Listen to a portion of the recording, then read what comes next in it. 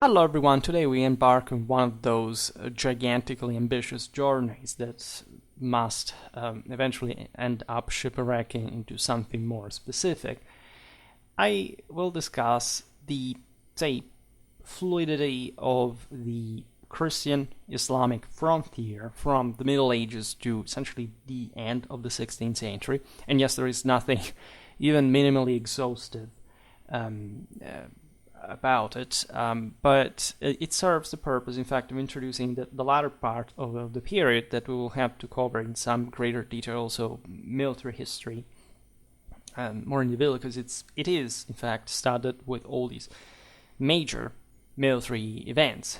Think about the same Lepanto or al-Qasr, al-Kabir, just to talk, in fact, about the latter end of the chronological spectrum. But it's important to start, in fact, from that far beginning, because that's something that, aside from this topic of Renaissance warfare, concerns us directly on a channel fundamentally based on medieval warfare. We haven't addressed really this broader topic in so many videos, right? I should increase partly the type of content connected to the Christian-Islamic struggle. It can be argued that in today's times that tension has again been felt even at a greater scale than it had been before. Like if you think about 9/11, and I really don't want to bring this on let's say on the sense that there is an actual war, let's say, in the political sense, but this is the point of the video as well, that we shouldn't be thinking that there is a detached, modernistic, secularistic polity that doesn't, in worldwide meant, that ultimately is detached from whichever movement, sect, belief, ideology, religion, whatever. This is in fact a great mistake. An historical perspective you can appreciate. In fact, this backs and forth. That's what we will concentrate on today, at least conceptually. Because again, if you think about 9/11, it seemed like at the time there was at least not the same awareness of sort of a global position, not just to the West, but specifically Christian or traditionally Christian in a way or another, right? You can't be Christian even without being Christian in a cultural sense, even though, of course, that unfortunately means, and this is true for, say, every belief, that you can't be a Christian without the actual religious belief in it, right? You can't be, say, cultural. I say this because, as you know, that despicable human being, and I'm being very complimentary here, of Richard Dawkins came up with the idea of, I spent my entire life, treating religion as, Mickey Mouse, and then, no, I'm surprised because, look, I'm actually a cultural Christian, and I don't understand why now everything is collapsing, and in the UK, they want to ban Christmas carols and all this stuff because there are too many Muslims and all this kind of stuff. And that's not what I intend by the term cultural Christian, because that's not Christian at all, not even culturally speaking. Like a person who comes up with a title, a book title like the God's Delusion or something along that pattern, especially as a scientist, coming up straight of the materialistic, deterministic rape of science and scientific culture and education, that structuralistic, but not openly socialistic, hijacking of some parts of the Western academies is the product of, is, in fact, but I don't, there are people, like, I don't want to discriminate on the base of age, but on that basis, that's like the neurological development of a 14-year-old at the oldest, right? I'm also very dissatisfied, telling the truth, with some part of the so-called conservative, or what I call like cosplaying, like ultra-conservative community. They're just a bunch of essentially radically undereducated foretestators from a very specific part of the West that start pretending that since in their own schools they, their own countries, for which they are responsible for, like, are indoctrinating kids into pretty disturbing ideologies that we're completely aware of. This should apply to the West and just as a whole, and the people who went to school there, for example, before that, or even other parts of the West, which for example, I have never witnessed, at least up to this point. This is not to say that it's not a threat, right? But that there is sort of narcissistic sense, self-referentialism dominating mostly, like, within the Western media, as if everybody was, someone from the United States, where you see that appallingly low-key sort of level of subcultural, in fact, fortestator hysteria, probably promoted and just put on the fore by algorithms, because that's how it happens, that must make people pretend that being, again, the radically underschooled moron, barely bred by something just by chance called parents that let him graze as an animal as kids without any trace of any, in fact, traditional culture, basic manners, or any trace of intelligence, is supposed to be conservatism. No, you're just a social leftover. Like, that's not being a conservative. That's being a lesser person. And the reason why you're there is exactly that, right? Because, I don't know if these people sometimes looking at the past and finding their heroes out there realize that if those people had seen them in this actual condition today, they would have simply spit in their face, even being their descendants or whatever. So it's if you if the left is made up of lesser people in your country, it's because the right is made of lesser people in your country. That's how it works. That's the ABC of culture. So you shouldn't flatter yourself just because you're part of something that you believe to be part of something that you don't even understand. This is not a channel for National Socialists, in case you didn't notice. This is a channel for Imperial Catholic Traditionalists. And if you do not understand the difference, literally, even just from a linguistical point of view, let alone like all the doctrinal aspect, you're better out of here, because you're objectively worthless and nobody cares about you, and especially here. This is very important today because, again, without starting the idea of culture wars and all this stuff that is also coming from very much from that sort of despicable melting pot, actually there would be very strong fundamentals. Like all the agitation you see today is the fact that most people who think to be Christian, most people that think to be Muslim, of course, do not know absolutely anything about their own religions. If they can even be considered to be part of them, they have no idea of transcendence. They have no idea of transfiguration. They're just, again, a bunch of secularized, modernized, fourth estaters living in a materialistic, deterministic obsession and mental illness. Nothing more, nothing less. And it's a pity because actually the actual struggle between Christendom and Islam is quite beautiful. First of all, in its violence. Secondly, in its political aspect, like in its military history as well, and not in order of importance, obviously, but in a quite intertwined way.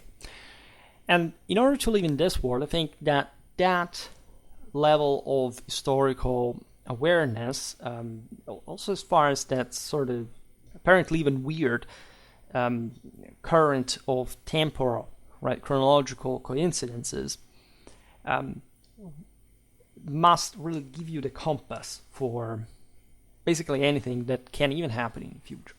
It's as if there had been in this Christian-Muslim struggle a sort of systole and diastole dynamic between a Western and Eastern front that, as you understand, is not even just about Christianity or Islam, right? It's something much wider, because they actually, these two religions come from different levels of also of importance of ecumenic struggle, right? There, I will not express myself specifically on like how these things came about in relation to one another, but you obviously understand that the chronological order, the different scale, the different level of development in these two areas till to this day is quite eloquent, and I don't think that it needs even to be said.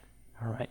But the interesting aspect of this, which also in a universal sense must not be ignored, is that this struggle lasted de facto uninterruptedly from, and even though like at least in a different way, in a variable way, not really in a discontinuous way, right? Unless we pick just the strictly military dimension of it, at least to a level of to a scale that you must decide, but it's not correct, even closely speaking, because it's primarily a moral struggle, as always. From the 7th century onwards. And as we were just saying, the word truce is also of important length. There were undeniably strong, continuous cultural, diplomatical, economical exchanges. And there would be a lot to tell in terms of, like what I was saying in the beginning, is what we see today, like Christianity or Islam, right? Because I have severe doubts about this. I mean, these beliefs do exist, right? But they seem to be ever smaller, like in the bigger picture. And just actually in the very last years, there seems to have been some sort of, let's say, also religious coming back. There is an incredibly fast and interesting and sort of overlooked change in the way people believe, not just in religions, but as a consequence in pretty much anything else that has been accelerating like crazy in speed, right? That we're not even keeping trace of. Like some of these changes had happened diluted in, say, 1 century. Everybody would have written about that. There would have been so many publications. Today we don't care anymore for many reasons that go from the collapse in actual worth of single people's education. So not the fact that, of course, you can school larger masses, but of course, with very cheap quality, everybody's good at that.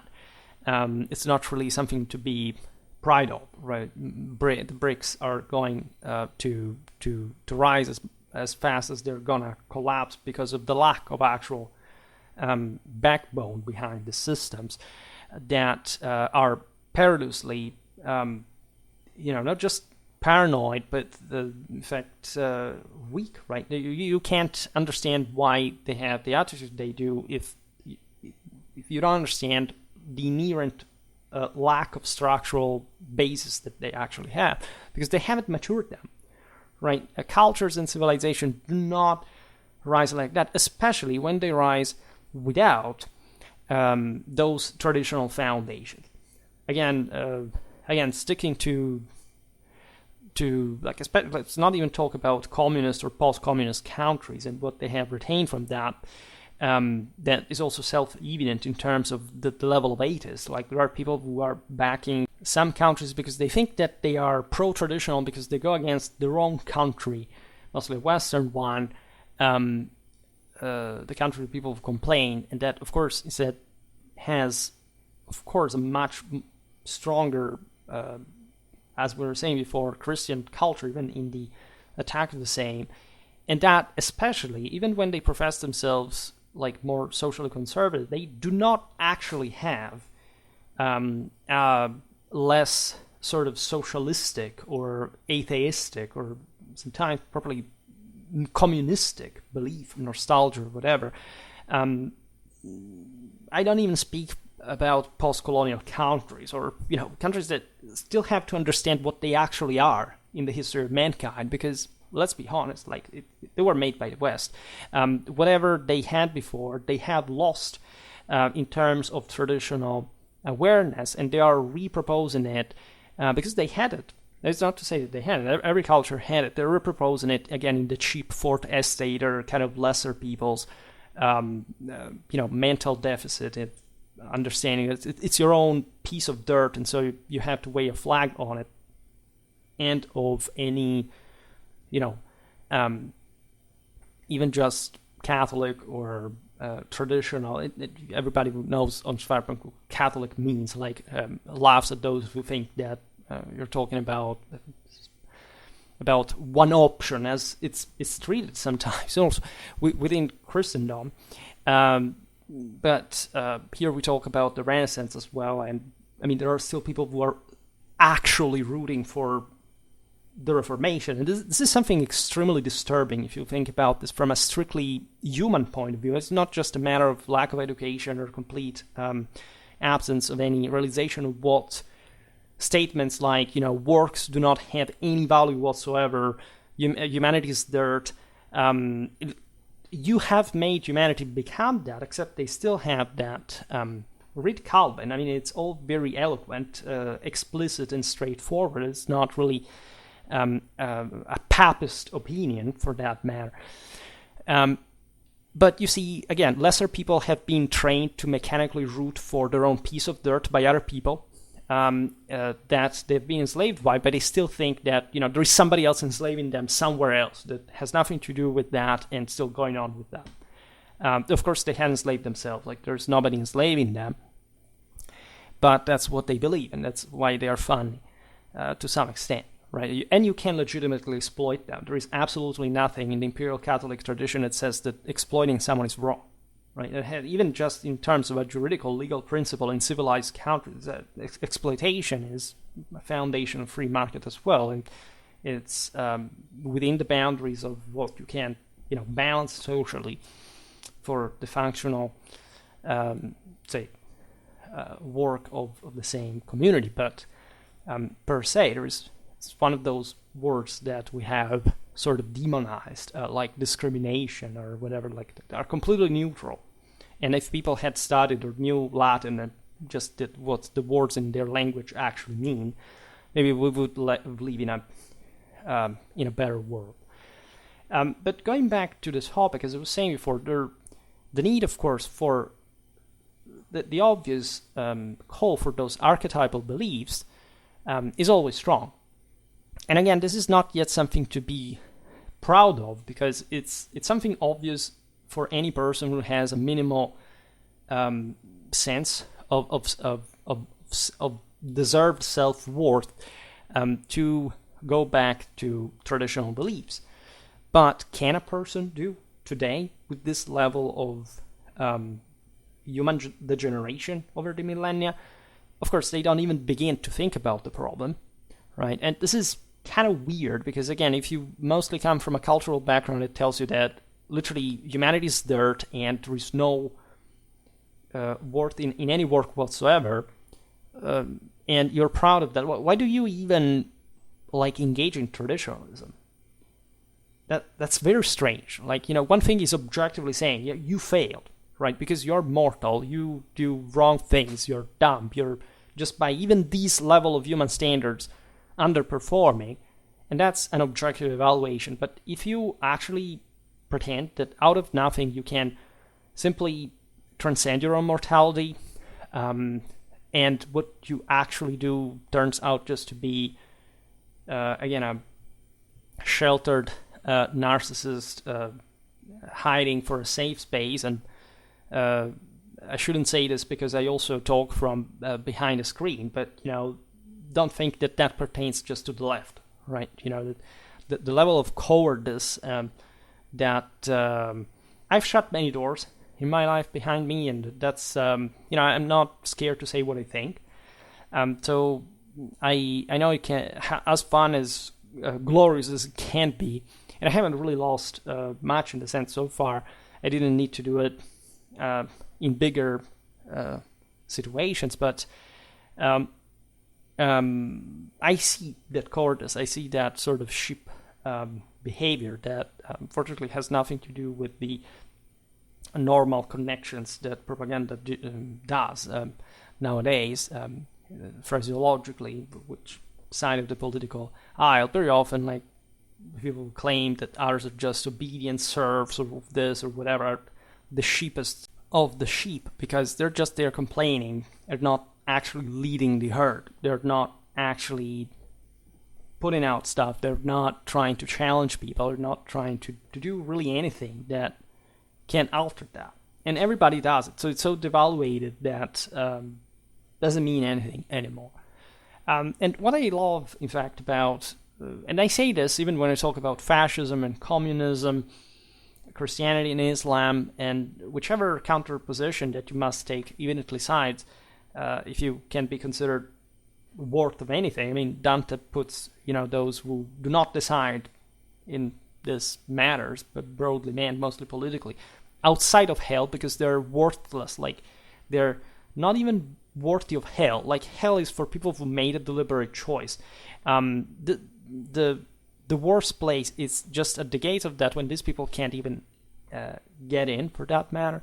And what I always say is that, doesn't matter how bad any ideology can be declined with, or how wrong it is in principle, because you can even follow the right thing but be a complete disaster, or being extremely confused about it, so being extremely false and whatever, but still militating in those ranks.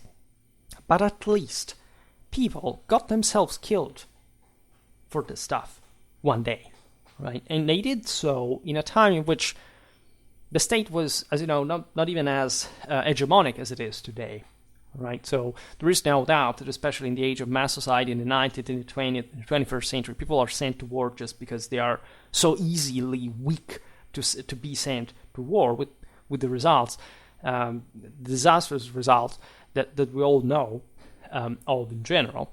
But imagine what it meant, like in the 7th century, fighting for something like Christianity and Islam.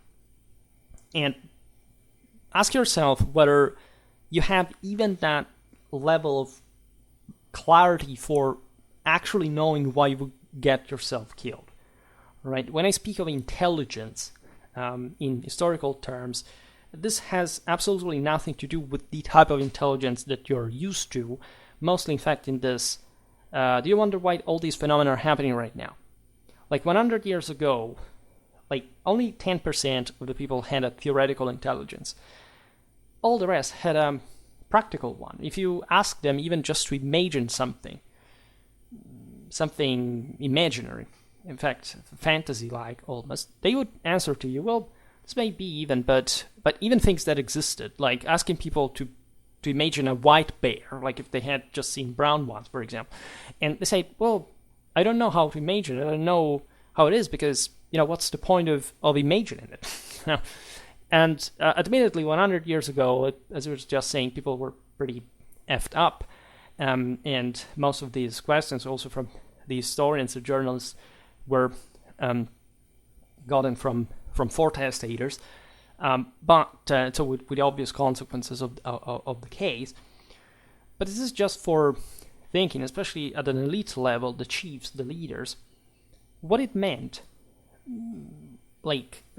to fight for these ideologies that were able to literally take over the world. I mean, Christianity did take over the world.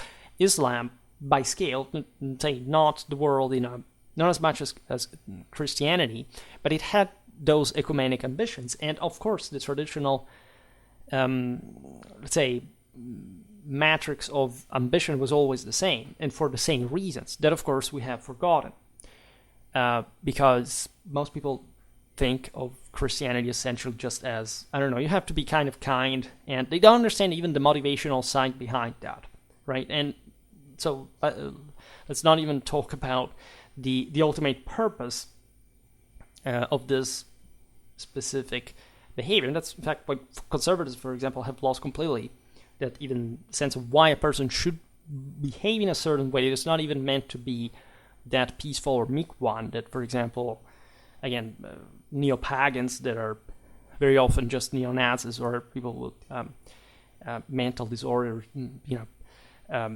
sociopathy of some kind, cannot afford to understand. They are failed fortestator National Socialists in the form of leftist terrorist ideologies for the masses, not even for the individual quality anymore. They think that what they embody is individual quality. And if you had just, again, brought these people in front of, say, a Viking just to point out of course, the connection there with racial supremacism and all this stuff. Like, I don't know, like the Viking would have probably at least felt so sick just in observing the level of degeneration of that individual weakness. But I'm talking properly the bodies, the frailty of these people mentally and physically, that there would have been maybe would have not even killed them, would have used them as their dogs, likely, because that's eventually what slaves in general were used for, and that's how the world worked like at the time. But this magnitudinal, radical, violent, traumatic, abyssal difference in quality of human beings between the past and the present is, of course, what the Fourth Estate has been specifically, totally, completely removed surgically by their brains, by the type of say, pseudo-education, of lack thereof, that basically most people really have. Like, I remember, like, since I was a kid, I remember all these completely unregulated morons of my age, with obviously dumb, illiterate, stupid, unaccomplished parents that I said, this one day are going to be actual people. Like, again, they're going to, as I always say, they're going to drive cars, they're going to vote, they're going to have children. And these people are real. And when you look at what's happening today, I look at myself as a kid, and I said, yeah, that's exactly what happened. And so it's not really strange at all. And this is, of course, not coming from a hypocrite as well, because I think that also the entire purpose of this channel is always making you aware, sometimes even brutally, as you understand, about your own personal limits, right? It's all with that, right? If you think that you're normal, like that the mere fact that you age, that you die, that you suffer is normal, means that you do not have the palest idea of what transcendence and transfiguration and tradition are. And that's the entire point of it all. These people knew it, right? They knew it imperfectly, because actually, and I say it as a medievalist, like, the Middle Ages sucked as far as this is concerned. It had been over, like the age of heroes, it was over, right? Largely, right? Then, of course, there are exceptions in the population, but the leadership, the establishment, knew what this whole thing was. The emperors knew that. The popes knew that. The popes actually still know it, at least more or less. Like, this was the Vatican in general today, and the Catholic Church, of course, maintains that awareness. If you actually study the doctrine, you know that that's not an arcane, occult thing. It's literally the ABC of what you should be learning, even at preparing for the First Communion, right? But it's so depleted, it's so unacceptably sort of dissolved that you're not even surprised when people think that Christianity means something meek. Christianity is literally about world domination, and like any other of these ideologies, and that's a good thing, in case you didn't notice. Again, Fourth Estaters tell you that there's somebody else who wants to rule the world instead of you. What's the point of you being just out there in a random mass? Of course you want to rule the world. What other purpose would your existence have? And why would that be bad for other people? Like, if you manage to transcend the physical condition, if you manage to own that single power and reverse the incarnation of the celestial vault and making reality come back to the unity that was pure energy, and it's actually also physics that tells us that this is the case, wouldn't that be better for anyone? Wouldn't that save anyone? What do you think that heaven is? Right? What do you think that Christians and Muslims were fighting for? Today they don't. That's why I use the past tense. This video is pretty wild in its beginning, I give you that, but these things must be said. Because otherwise you come on this channel and you think that I'm making videos like those other morons that make cartoons lasting 10 minutes. I don't give a shit about that. Let's be fully honest about this. This is just like a completely different thing. I'm not interested in anything. I'm not here to do who knows what. I'm just here to tell you this.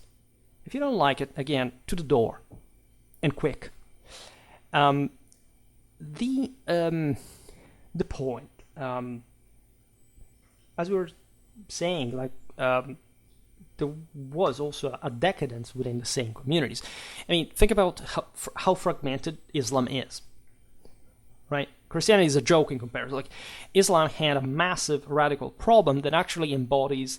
It's what happened to the same Byzantine Empire, except they started with the right fundamentals that stressed the necessity of that unity.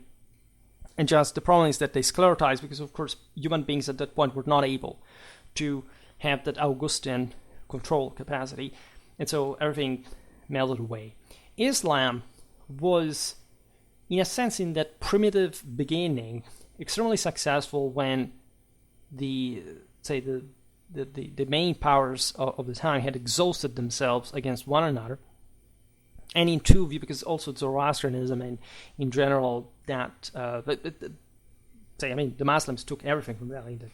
The Jihad is the mere copy of the Iranian doctrine of struggle and victory. There's nothing original about that. It's the same thing. It was true also in Christendom, right? Except Christianity at this point had understood pretty well that human standards were not enough to contend, to manage both powers, temporal and spiritual alike.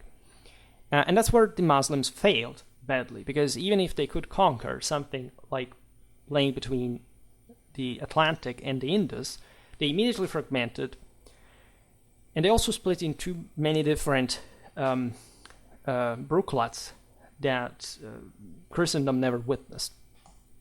And part of the reason is exactly like that failure in the split between a temporal and a spiritual authority. Right, and the great success of the West was this capacity of making up for the fall of mankind at that point in history by making these two powers working together and checking one another, right, balancing one another. This is extremely important. It's so much at the basis of what I think most of those governments that would mostly call themselves like post-traditional or whatever. That's what lays quite traditionally and clearly within the West. For those who do not know, church and state were always divided. There would have not been Christianity if church and state were not divided. It's exactly what Christianity was challenging the empire for, right? The emperors were not able to hold it anymore, and so there was a new standard to be. There was the same standard to be upheld as in the past, but now with a more organized force, and with, of course, a radical coming back to the spiritual principle, because this had been generally lost. And the same happened for Islam, that of course lagged dramatically behind Christianity. Admittedly, just in the last 100 years, like even before, it wasn't that great thing. Like the entire idea that the golden age of Islam, some conservatives say, that's false. It never was. This stole the stuff from the Byzantines and the Persians. I had remained at the moment in which that word that you don't use anymore, SJWs, said that stealing things was a problem culturally. Like if a culture is able to use other culture stuff successfully, it means that they can, right? And they are good at that, just like other cultures. And the golden age of Islam was not this overwhelmingly radically advanced thing, as I said, but it was still kind of good, right? After that, things started going really downhill in so many ways. And this is evident in the crisis of the Arab world, that eventually was followed by the crisis of the Turkic world that had taken over because the Mongols arrived again. And so mostly you have an Ottoman Empire that is so cool because, let's be honest, it was born within Western civilization.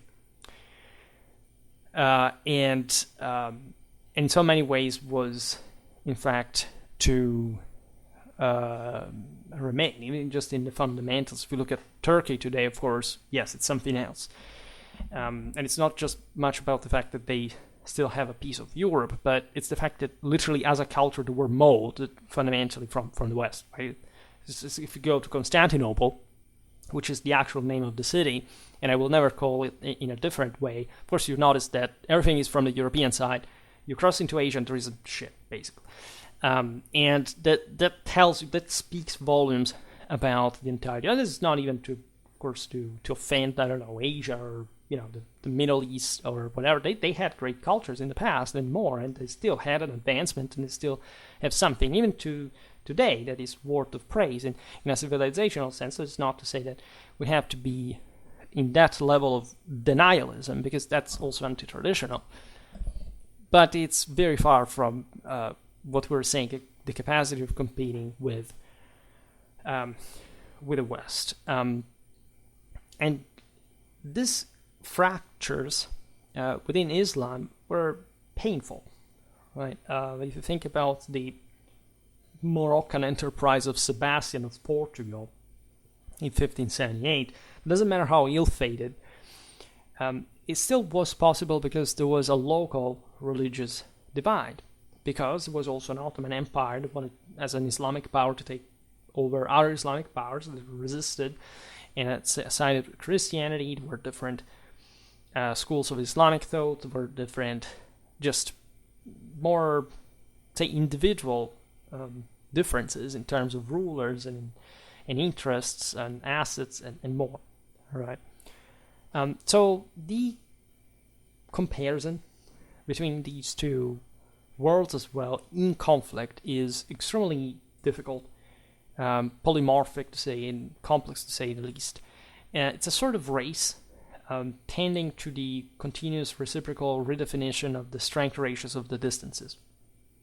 The Battle of Poitiers, right? We are here after over 2,000 videos, and we still haven't talked about this engagement of 732 or 733.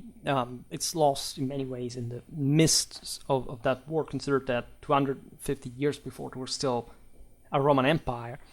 And think about this in the perspective also of the early Islamic invasions and also, of course, of the affirmation of Frankish power.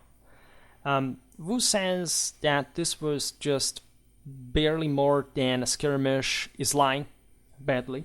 This was actually a large engagement, and it was even important for many reasons, right? You can argue that the most direct objective was this Hispano-Muslim raid directed towards the sanctuary of Saint Martin of Tours. That, by the way, was just, a veteran of Julian's Scholae Palatina, by the way. Right, Saint Martin, all the little sort of, in that sense, mythification, of course, of a Christian saint who was actually, one of the most efficient mass slaughterers possible in the West of that top-notch elite unit, right, that nobody remembers in its truly military sense, right? He was, as you know, patron of the Franks and of the Merovingian monarchy, together with all the hematophilia involved in this, and the deep conviction of the Franks that were the chosen people, just like the Jews and the Romans, and they blindly knew that, right? The Muslims surely had this specific objective of sacking the sanctuary, but it is true that even though, like, the Christian victory did not prevent, like, the overwhelming Arab conquest of the West, it would have still posed a major regional problem to the Franks, because had they been crushed, in fact, on that occasion, they would have surely come back shortly afterwards, because, they were in a phase of great expansion, and that's the reason why they actually won in many ways in the first place, in that push, in that resistance, in that toughness and courageousness of their cavalry, but also their infantry. You find that sense of accomplishment and belief that they had. However, as we were saying, this, in spite of the fact that the Islamic push had already exhausted itself from some years in that sort of overwhelming push that had successfully taken over Spain, for reasons we can't digress now on, mostly the weakness of the Visigothic monarchy, obviously, but there is more in why that was the case, and we made multiple videos about the Visigoths. It's also there. You must understand the differences, because not all Romano-Germanic kingdoms were alike. Fortunately, or unfortunately, depending on which they were, right? But surely, like a victory, an Islamic victory at Tours, at Poitiers, would have surely allowed the Muslims to stay in equity. Right, and actually the masterpiece of Charles Martel was not much just defeating the Arabs at Tours, but letting them, crushing the Aquitanians first, losing forces in the process as well, and by defeating them in turn, allowing the Franks to take over the same Aquitaine in an historical inside, of course, it was not, but it was a real defeat, right? It was a real collapse in many ways. So this is really big stuff happening. So not a skirmish, not something devoid of regional scale. It was said that the Arabs had this strange idea of invading Europe from the west in order to attack Constantinople from there, right? So passing through Gaul, Italy, Central Europe, and finally making this pincer movement on Constantinople. There was no way this could have happened, and it is true again that most of the areas that the Arabs took over had been exhausted from millennia actually of subservience to greater rulers. The kings of kings, the pharaohs, in part also the Roman emperors, but in the wake of those populations like in Syria, in Palestine, in Egypt, that had in fact witnessed the most that rule historically, like also Mesopotamia, in part even Iran, right? The fact that the Byzantines, for example, that were more sclerotic than the Latins and the Germans, managed to withstand so well. Admittedly, as we said before, they had still very good fundamentals after all, but they had also been the ones who had collapsed in the East in the first place, and mostly because those same populations in the Levant had decided not to keep supporting the Catholic effort, which is literally evident also in the more conventional sense, given all the heresies that they propagated, and that even the Byzantine emperors essentially tried to wink at in order to save the savable. This Pano-Visigothic monarchy was very much say, in many ways, the kings were. It was a dysfunctional kingdom in so many ways, but they had also adopted that level of Byzantine, in fact, sclerodization that had, however, inverted its control. It was in the hands of the councils of Toledo, dictating conditions to the kings. They were actually doing their own job, also in developing the monarchy further, but there were other issues that we can't sort of digress too much into. There's the role, incredibly harsh anti-Jewish persecutions, for example, unlike in any other place in the West. The fact that this was admittedly a pretty big system that had been set also by other peoples. Think of the Suebi, the fact that Andalusia was very Roman and very decentralized from Toledo, and that's actually where the Arabs installed themselves, and they ran their actually pretty effective state. It was the only one, together with the Byzantine Empire, really in Europe, that worked, right? In many ways, it was a Spanish thing. We don't have to fool ourselves. These weren't technically even Arabs. I mean, the leaders were Arabs, or sort of Arabicized elites. Most of the troops were Berbers in this case. So it's all very debatable. in many ways. But there is no doubt that still at Tours, Poitiers, wherever you want to call it historiographically, like that first meeting between the Franks and the Arabs was really, really very interesting, and already showing like all the violence and the attrition, the impact that it would have had in the following centuries. And after all, Islam stayed in Spain for essentially 700 years, so it's not even to say that we're talking about just some random wave. I mean, even the Mongols, their oceanic rule, that's what King Gitzit literally means, sort of evaporated pretty soon, and they simply adapted to the other regional realities they had taken over. And that's for Gaul. There is, of course, surely a more important engagement overall that was the Arab siege of Constantinople, 717-718, that the Basileus III, the Isaurian, managed to win. That was a hell of a feat, pulled off together with the even lesser known Battle of Acroinon in 740. It was really at the same level of Tours in the same way, and that essentially prevented and successfully so to stop the actual Arab routing within the Anatolian Peninsula.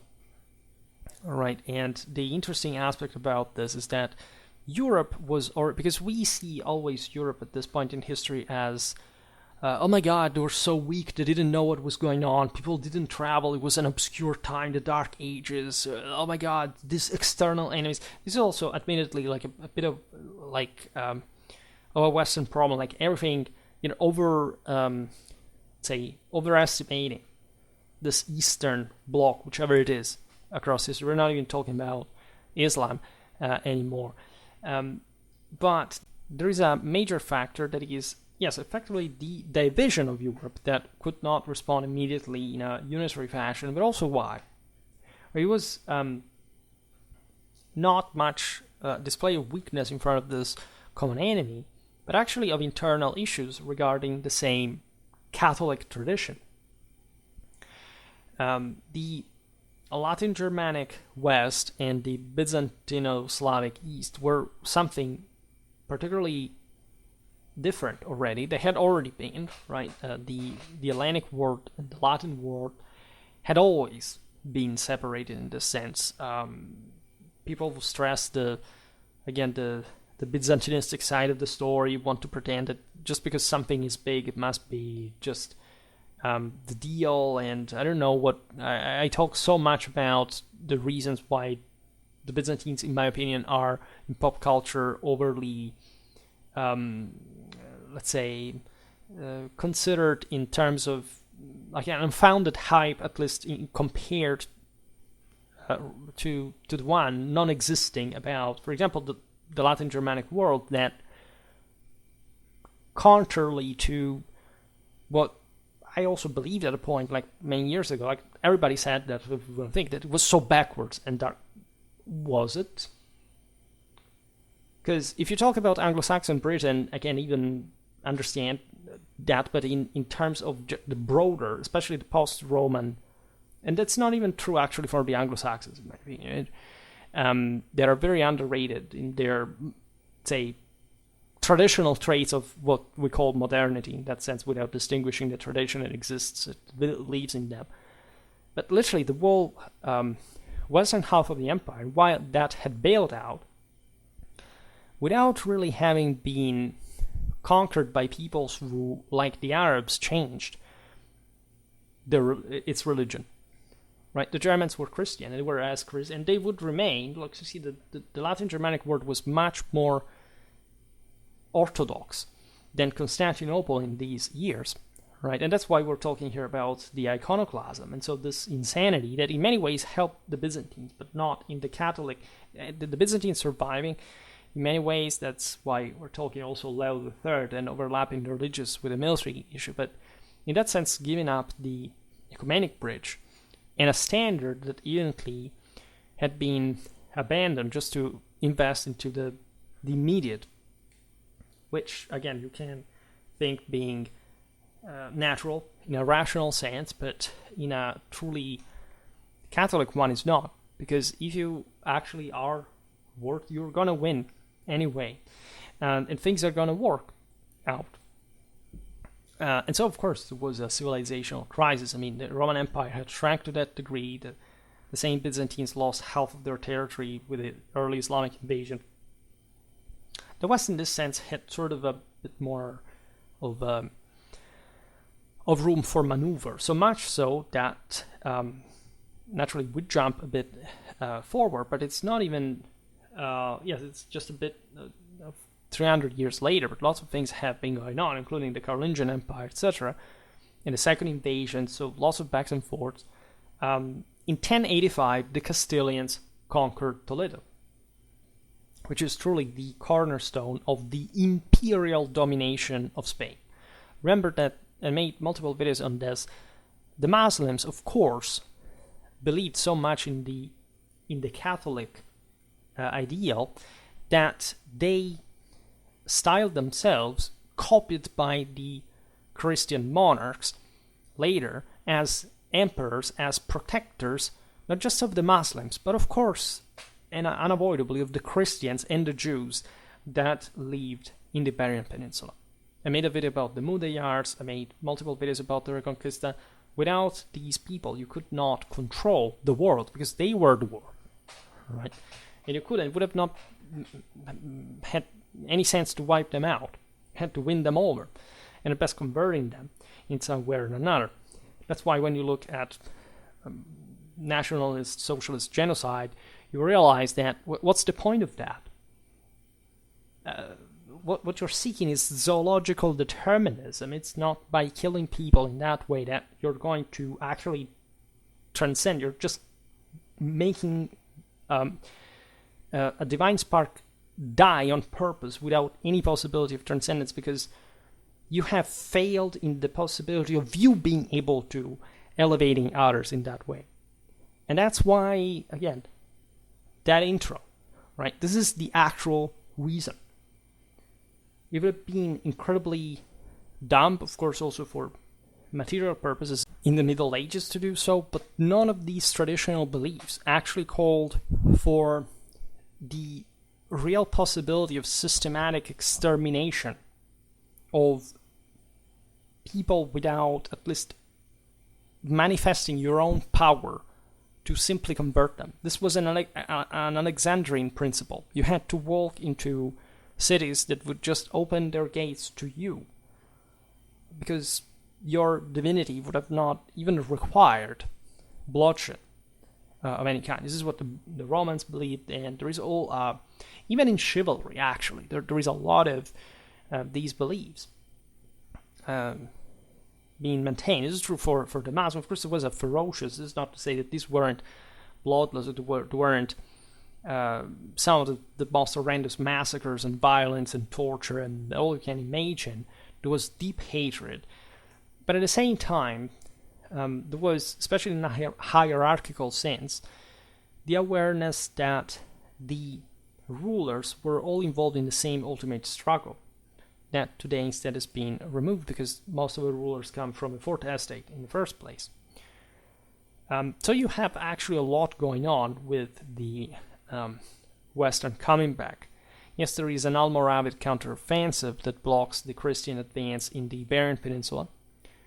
But you also have the Phalange, that is the Franks, right, the Phalanx, the different names, that in the last decade of the 11th century have occupied Sicily, Syria, Palestine, and that therefore had come back big time, especially guided by something called papal monarchy now. It has fully recovered the entirety of the awareness of the, not just of the Catholic, but of the imperial right of the, of course, of the church, that would have overlapped with the state. It would have to get to inform, like to make those things coming back to some degree to a unitary level.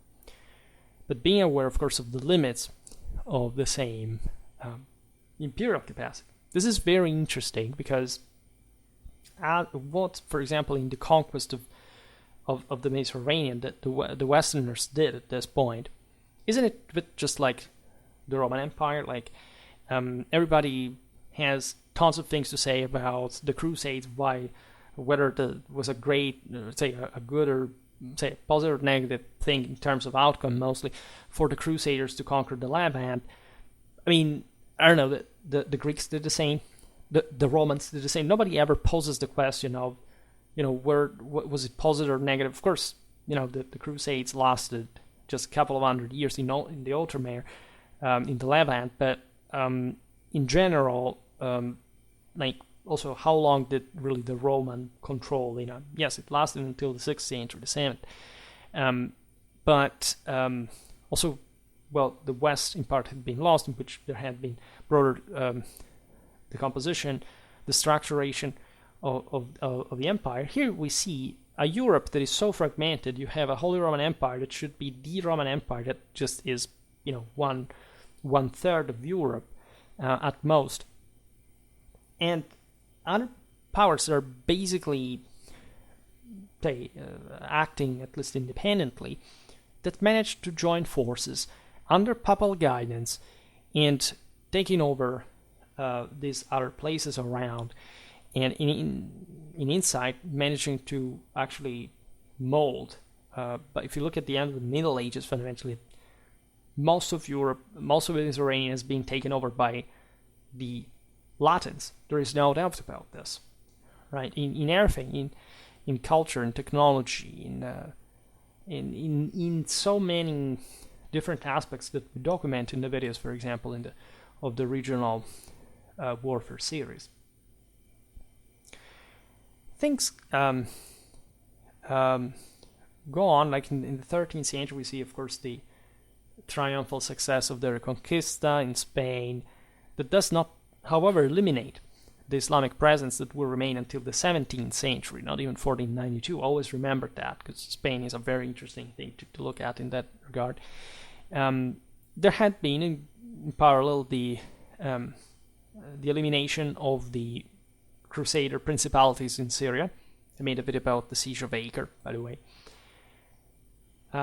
And we know that the other big Islamic coming back is in the second half of the 15th century, when the Ottomans conquered Constantinople, right? Which is a huge deal, because objectively, the Byzantines had maintained historically the city as one of the largest, and definitely with that enormous symbolical value that would have not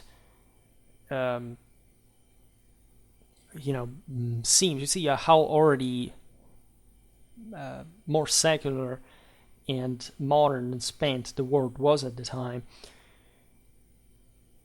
The fall of Constantinople would have been a much bigger issue centuries before, right? It is true that Europe was overwhelmingly stronger, like the Western Christendom I'm talking about specifically, and that there were also other Orthodox powers out there surviving the same fall of Constantinople. But this doesn't mean that the reaction was so strong, in part because of that overconfidence of the West. In that sense, they understood. They actually had sovereigns, like the French ones, were quite invested in their own, let's say, that they were testing the boundaries within Europe itself. They calculated that even an alliance with the Turks was feasible to prevail in this mass, because the whole mass of Christian Europe could have hardly been dislodged by any Ottoman victory, for that matter. Yes, there were moments of terrifying resonance. I mean, the fall of Belgrade at some point could have even been avoided, and Constantinople could have fallen again back into Christian hands in the same mid-15th century. But you have Malta, you have Vienna, you have really important threats, right? Even Rome was, during the Landsknecht's sack, actually threatened by the Ottoman privateers, but thank God, it's not that what was happening in the city at the time was really any better, but in that universal struggle, of course, the symbolic level of shock would have hit pretty hard, just like, I don't know, when Rome had been sacked by the Visigoths back in the 5th century, and what that had meant, even though, in that sense, the Visigoths were feeling to be part of a Catholic world that we're trying to preserve, which is a completely different story. So with the fall of Constantinople, the Ottomans swarm in the Balkans.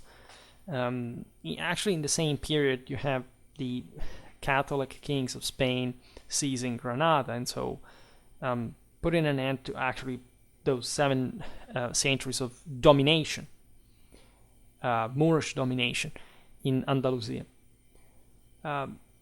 So why do we get to the end of the 16th century? Because in the 8th decade of that 100 years was opening in the northeast of the Mediterranean basin with the Christian victory of Lepanto, and was closing in the southwest with the Islamic victory of al-Qasr, al-Kabir era, which is, again, like several years of distance, but still in the bigger picture, like important deals of battle that are also pertaining to 2 different worlds. Like Lepanto is more like the closed Mediterranean struggle between like Turkish and an Italian Spanish fleet. In Qasr al-Kabir, you have really like more of a Atlantic dimension that, of course, is going to affect the Mediterranean, but is part of already like a more colonial, long-range enterprise. And of course, again, also the religious issues, while central, are, of course, never just the only ones, or at least they encompass another series of issues that have altogether the same relevance, because, again, where do you draw a line? Where do you draw a line between like a religious motivation from these wars and merely like something else? You really can't, right? They're overlapping. They are, of course, fueling one another. They're substantiating it. What matters truly is, as we'll see now, what people thought at the time. Like, meaning is what gives meaning to history. And we have been trained, again, to think that history is just something that happens for some strange reason, whereas this stuff happens for quite precise reasons. So we're felt and sort of explicit, quite explicit at the time. And so nobody really knows where the mystery is, if we were to be frank about this. Oh, you can't interpret this as some sort of socio-economical struggle. Where's politics? Where's warfare? Where's religion? Because, again, they have trained you to think about this. They trained you to think that there was a military revolution that never existed, and that it was mostly because of technology, man. It's all technology. As if technology, by the way, fell from the sky. Like, nobody knew why arms are developed, for which purpose. Like saying that what happens in the world today it's because of technology, man. It's all about technologies, because, I don't know, we have terrible AI that, it's, just a dumb piece of garbage, but that for some, that already existed before, by the way, that for some reason now it's all about that. And not what people believe, or what they think, or how they see the world, or how they learned in a time which none of this was there. So it's sort of very weird to say that. And it's not to say to downplay that. Like, it's not to say that AI, for example, is not a powerful weapon. But it's a weapon. It's not something that goes on by itself. And it can't, right? We do not seem to have any evidence here to even think it to be possibly imaginable in the very meaning that you want, unless you start forcing the same things, that this is like life, but you don't even know what life is, right? Those are the kind of, when you look at these programmers, or those sort of doomsayers, I remember last year that they told us that the world now would have gone crazy, there would have been a revolution because now everybody was losing jobs. Where's happening? And then you dig in the personal experience, in the personal background of these people, these engineers, these informatic engineers, and not just you find out that they are losers, they have mental problems. There's something severely disturbed and disturbing about pretending that a piece of machine is alive, but in fact you start seeing that there is no trace of culture, of historical awareness, of deeper education. These are just a bunch of mental machines that learn to build other machines but haven't the palest idea of what civilization, history, and mankind actually are. They want actually to deprive humanity of that last spark of divinity. They don't accept the fact of mankind as a divine origin. They erase it, and they think that for some reason we should just ever more encross ourselves into this materialistic dependence.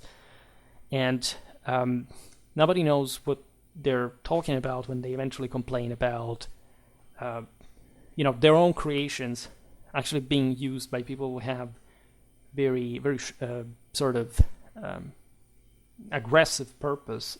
You should think better why people have purpose, not exchanging a machine for a baby, right? Because that's not intelligent. You can't be like a genius of informatics, of engineering, of mathematics, whatever. You're just an idiot, right? That's what it is. It doesn't change anything, unfortunately. That's not how people are intelligent. This is valid also for all those conservatives who think that in order to be actual human beings, you don't have to study things like history. You have to just go to work without skipping education because, in your country, education is bankrupt. That's not other people's problems. Just saying. But the synchronies in history, in fact, are very interesting because there are patterns. You see that all these dynamics that we listed are mirrored by others historically. Jung would have said something about this, that until you fix your own problem, this will come back cyclically and ever more potently to destroy you, right? Unless you slay the dragon by yourself.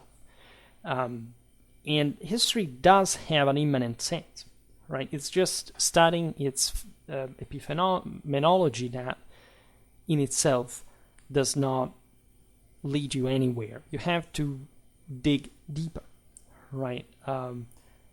The continuity is equivocal, but it's there. There are bigger, smaller fractures. And this discontinuity is never such that to not allow, to forbid the reemergence and the reintertwinement of institutions, of systems, of events, right? And when you think about it again in the deterministic, materialistic sense that you've been enforced, you think that it has no sense because you do not have the practical tools to measure it in the same way, right? Because your mind is not powerful enough to do so. But this still does not explain something that evidently happens, right? It just tells you how limited you personally are as a human being, right? This doesn't mean that history is something that we sort of make up or that does not have a meaning, right? The challenge is finding that meaning, right? You find these rhythms, this pulse, this level curves. You find also some, of course, phenomenological intelligibility of some, maybe not rules, even, because everything is that irregular, apparently. So maybe laws are there, in fact, in a more essential sense, right? If you study von Clausewitz and you appreciate how war, of course, is always changing, but the internal, say the metaphysical axis within it is always the same. You realize that it's math, that it is exactly how we have come to describe the world, that how like the medievals were thinking of the universals, and before them, of course, the ancients. And of course, they attributed that divinity to the hypothesis that, okay, not quite an hypothesis per se, but something that in fact was immanent in the world, right? And that we were to strive towards, and nobody had a doubt in this sense. Read the Summa Theologica, read Dante Alighieri, read, and this is true both for the Aristotelian and the Neoplatonic and the Platonic, let's say. They were always intertwined. They didn't. There could be somebody leaning more from one side of the aisle or another, but they were, of course, always completing the picture. The same Aristotle and Plato were just basically saying very similar thing. They were trying just to describe a different, from a different method, essentially. What was still a catholically understood world, and tradition is pretty much present in every statement they made. Some were sort of less. They were already starting, especially Aristotle, to be confused about some aspects of the same. But true, even that, still that for corrupted information, we can reconstruct those parameters going back to the one. So there is a certain style in history, after all, that allows you to read it. So in 1580, 2 years after the disappearance of Don Sebastian, that's why we were mentioning Morocco before, exactly in that same year in which Philip II was seizing Portugal, so exploiting that, the outcome of al-Qasr, al-Kabir, and also like in sight of that great enterprise against Elizabeth's England that was already underway, like in the preparations. I made some videos looking at both the Spanish and the English strategy. There was an attempt at diplomatic negotiation with the Ottoman Empire.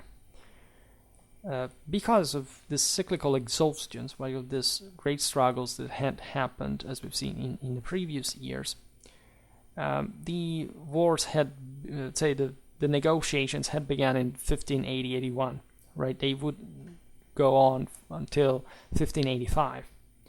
However, with a fairly durable result, right? Given that we are in the days of the G7, the Swiss Convention for the settlement of the war in Ukraine. Like, just look at the timing here, like how long negotiations last. Admittedly, this was also a sort of much more complicated picture. Like what we see today is mostly like a courageous tete-a-tete rather than else. And that's why also negotiations are not really going far, even though beneath the surface things are actually always at work. But in a prison of Limburg, there was a romantic warrior, avant la lettre, let's say, similarly to Stockley. There was the Huguenot François de la Noue, discussed in other videos. He was known as Iron Arm, Bras de Fer, writing his discours that, as you know, were one of the masterpieces of the political and military literature of the 16th century. There's no time to address them. The reason why he was imprisoned is that he had been captured by the Spanish, as he had gone over to Flanders to defend the Calvinists there. I talked about him in that video about the Dutch reforms, right, during the 80 Years' War, and all these French Huguenots, among others, that were going to fight enthusiastically for the United Provinces, for the Dutch revolt. Well, Delano was, in this sense, very Protestant. He was envisaging a new crusade, freed by the hegemonic papal hypothek. Delano felt the crusade still as a collective enterprise of liberation of Europe from the Turkish nightmare. One of the roads through which Christendom would have had to renew its unity. This is really interesting because you would think that Protestants, as they did at large, didn't actually give a damn about the Turks, because mostly they were from the other side of the aisle. France was more sensitive to it, not just because they had really hosted Turks in Marseille, as you know, to go raid Nice, and there was a lot of sort of made a video about that expedition. Debate in a mostly Catholic country, but that in fact even in its Protestant elements that were coming especially from southern France, interestingly enough. So also people would have been more exposed to the actual Turks in the Mediterranean, right? So countering the same Catholic government had allied themselves with the Turks. In this case, producing differently from, say, more like the Northern European Protestants, people who said we should actually go for the crusade. Yes, without Pope, because we're Protestants.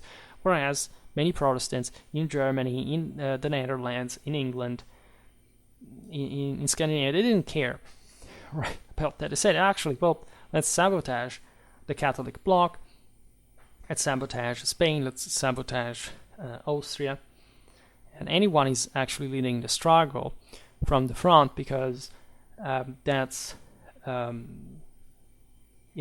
essentially attacking the Pope, and it's better actually to have an Ottoman victory than a papal one. They went for this, right? This is in many ways how the same Constantinople had fallen, right? The Byzantines and their millenary prejudice against the Latins had, of course, opened the gates to the Turks. This is also notorious, right? There is no conspiracy about that. Nobody talks about it. Everybody says, but the Westerners didn't send enough help. Well, it's true in 1453.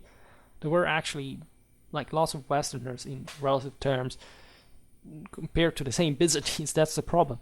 On the walls, on the Theodosian walls, that's something you don't have to underestimate. But aside from Nicopolis and Varna, that were big things, one cannot deny that there would have not been a way for the Ottomans to create their empire without the support of the Greeks. What do you think that happened to the Greeks? They were just slaves being whipped in the streets by the Turks, laughing, and that's not what happened, right? What happened is that they literally opened the gates of Constantinople to avoid the tiara in exchange for the turban.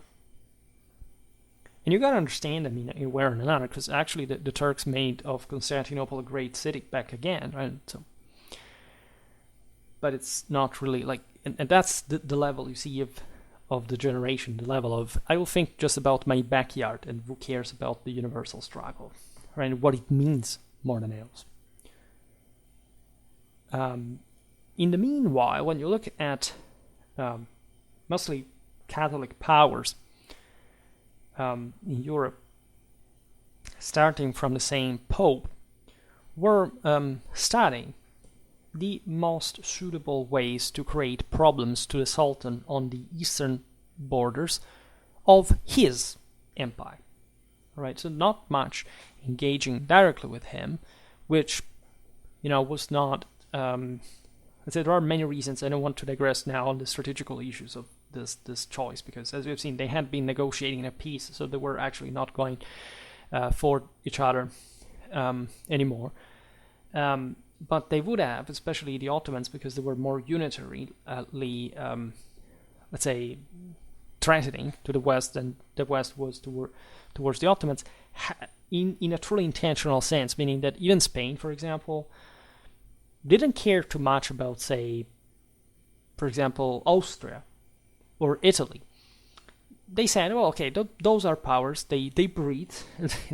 they have power for real. So let's just have them dealing with it. If there is an emergency, let's get involved. But we have also other problems to think about, including, invading England, which also, had it succeeded, would have not been a bad thing for the Catholic cause. That would have put an end to Protestantism in Europe, objectively. England was that important as far as that was concerned. The same goes for the Dutch revolt that, as we've seen, was going on well throughout all the preparations for the invasion of England, so was not even that threatening, would have been easily put down had, in fact, the Tudors the last Tudor been taken out, because they were the main subsidizers of the revolt. There are lots of actually very clever implications. As I often say, don't think that people were dumb at the time. There are bad decisions every once in a while in insight, but you also have to understand the context, because until you try, you don't know how it really could go. This is especially true in war. But still, there are mistakes. And as we were saying, there was a problem. Like when the Ottomans attacked in the West, they were all with the advantage of the unity of command. They were a sole empire, and the Westerns, again, with clamorous victories like Lepanto, had proven how impactful they were, and how, of course, if this is obvious, like hadn't there been a Reformation, had like the Christians been unanimous in attacking the Ottoman Empire, that would crumbled in a day. There is no doubt whatsoever. This is not strange. It's literally that everybody had something to gain within the system rather than thinking about the wall. This sort of makes a lot of sense if you consider, again, the level of carelessness for the bigger ideal, but that's why people are ever more distracted from the one, literally.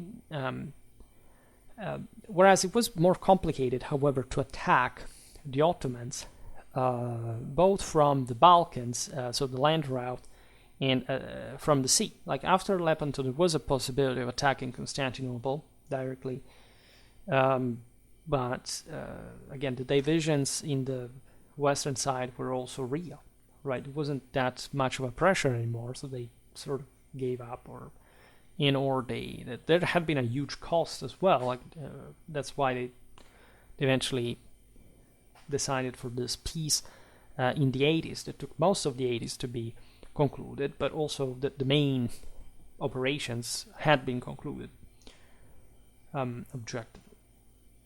As a consequence, there was also a freer traveling capacity. Excuse me, I drink a little. Sanctions existed at the time as well. So when war was over, think about the Venetians, the Ottomans. They needed to trade with one another. Like they couldn't go on with war forever, but especially they had to resume their interests, at least in that sort of truly fragmented reality. Like there are other realities from today that are different, because the world is much more closely compact. So at the time, with this epochal truces, etc., the actual opportunities to resume contacts were much less of a problem. You couldn't really quite predict so easily how things would so directly how things would go, like in short interest of time. And so travelers, explorers, merchants, diplomats, and figures that very much in this time are ambiguously floating between these models, visited between the 16th and the 17th century, not just the Ottoman Empire, but it was also somewhat familiar to Europeans, but also Persia, with the purpose of inducing the Safavid Shah to a common crusade against the great lord of Constantinople. And the Persians would actually engage in war with the Ottomans. Especially, you have the Safavid Ottoman War, 1576-1590, that the Turks actually won, but between 1603 and 1604, Shah Abbas, ruling between 1587 and 1629, recovered the territories lost in the previous war, and there was like a renewed diplomatic activity aimed at convincing the Westerners. In fact, after all this trouble the Persians had suffered, to act again in common against the Ottomans.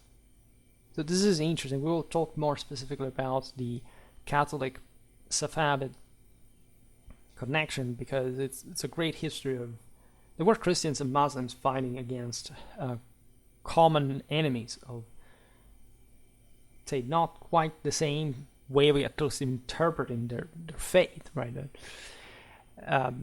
But there are lots of cultural divides, as we will see now. The same polity of Asia, the steppes, was really changing, and so with the advance of the Tsarists, there's still the necessity of